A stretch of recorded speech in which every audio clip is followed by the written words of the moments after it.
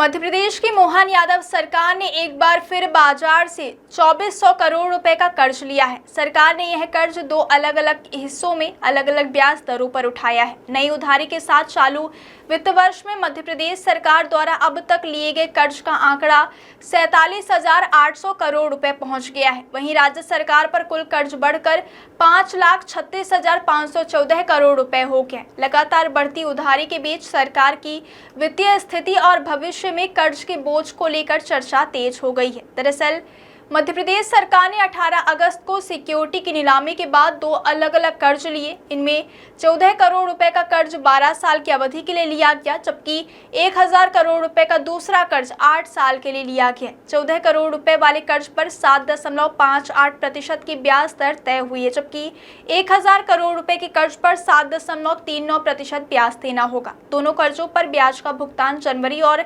जुलाई में छमाही आधार पर किया जाएगा, यानी सरकार को आने वाले वर्षों में इन कर्जों की मूल राशि के साथ ब्याज का भुगतान भी करना होगा। अगर चालू वित्त वर्ष में सरकार की उधारी पर नजर डालें तो यह लगातार बढ़ती दिखाई दे रही है। सरकार ने इससे पहले 4 अगस्त को भी बाजार से 3600 करोड़ रुपए जुटाए थे। उस समय 1600 करोड़ रुपए और 2000 करोड़ रुपए के दो अलग अलग कर्ज लिए गए थे। इससे पहले 21 जुलाई को सरकार ने एक ही दिन में 24,400 करोड़ रुपए की बड़ी उधारी की थी। उस दिन 20,000 करोड़, 1000 करोड़, 1400 करोड़ और 2000 करोड़ रुपए के 4 अलग अलग कर्ज उठाए गए थे। यानी पिछले कुछ समय से मध्य प्रदेश सरकार लगातार बाजार से उधारी जुटा रही है। सरकार की ओर से अलग अलग समय पर सिक्योरिटी जारी कर कर्ज लिया जा रहा है। इस लगातार बढ़ती उधारी को लेकर अब सवाल यह भी उठ रहा है कि राज्य सरकार को बार बार बाजार से कर्ज लेने की जरूरत क्यों पड़ रही है और इस रकम का इस्तेमाल किन मदों में किया जा रहा है।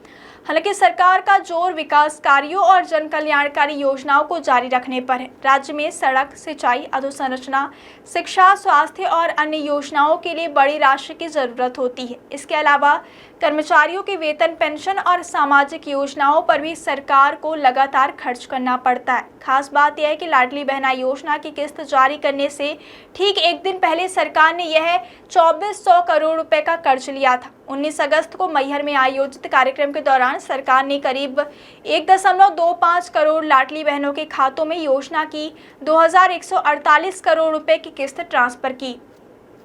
इससे एक दिन पहले 2400 करोड़ रुपए की नई उधारी की गई। हालांकि सिर्फ तारीखों के आधार पर यह कहना सही नहीं होगा कि लिया गया पूरा कर्ज केवल लाडली बहना योजना की किस्त के इस्तेमाल के लिए किया गया।